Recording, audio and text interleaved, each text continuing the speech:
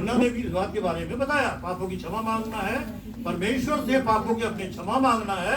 कौन से पाप की क्षमा मांगना है? कौन से पाप होते हैं? कितने पाप होते हैं?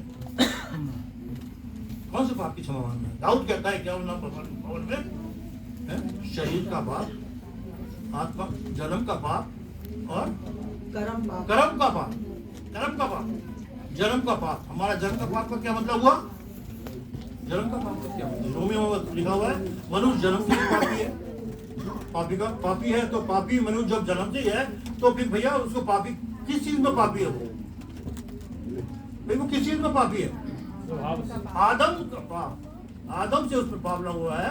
आदम से वो उसकी संतान, एक बीज बोया गया, कड़वा बीज था, वो निकला, फल निकला, फिर कड़वा बीज उसमें निकला, फिर कड़वा बीज निकला, फिर कड़वा बीज निकला। तो आदम से पाप आया तो हर एक मनुष्य में मृत्यु वो समा गई। हम सब क्या है? मृत्यु के ही साए में है।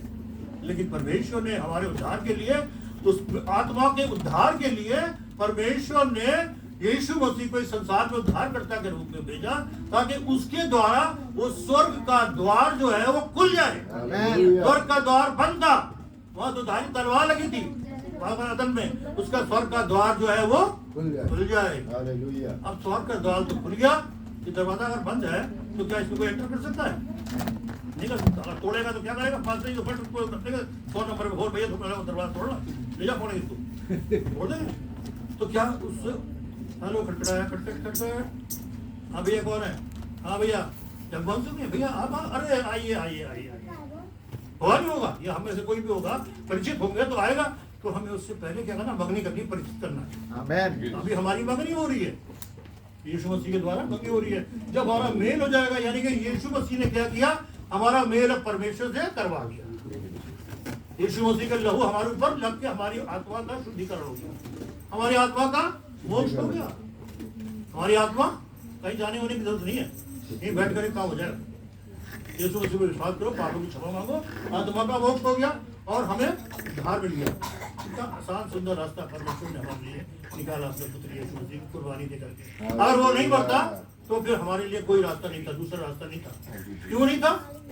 कोई मनुष्य ऐसा, जो सब मनुष्य ऐसा नहीं है, चाहे वो धर्मी हो, चाहे वो पापी, चाहे वो धर्मी हो, चाहे वो पढ़ा लिखा हो, चाहे वो साइंटिस्ट हो, चाहे कुछ हो, कोई कुछ हो, इतना बुद्धिमान हो, इतना पैसे वाला है, वो क्रूस में भर के हमारे पापों को धारण नहीं कर सकता।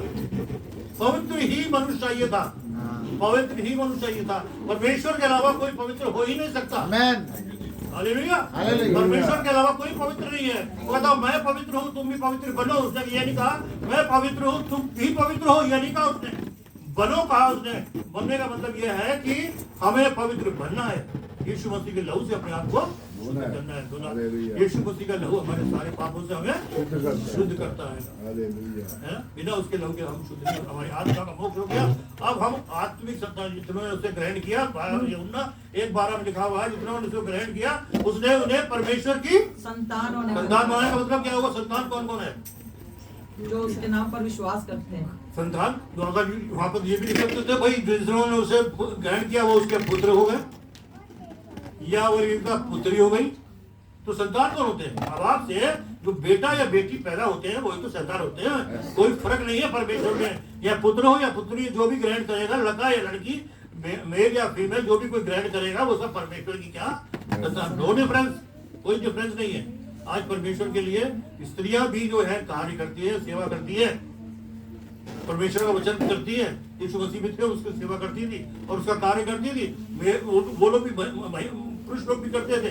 तो परमेश्वर का हम धन्यवाद करते हैं। परमेश्वर ने बड़े सुंदर और सीधे रास्ते से हमारे लिए इस रास्ते को खोल दिया है ना, खटखटाया, हमारा मेल हो गया, खुला, अपने आ गए।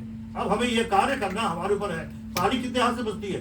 दोनों हाथ से। यीशु मसीह के कार्य तो कर दिया, लेकिन अब हमें अपना कार्य करना, उससे क्षमा मांगनी है, उसको अपने दिल में ग्रहण करना है, क्षमा मांगनी है, और फिर उसके साथ साथ हमें चलना है। मृत्यु तो होनी है, शरीर की मृत्यु तो होनी है, चाहे उसको जला दो और चाहे तुम मार दो।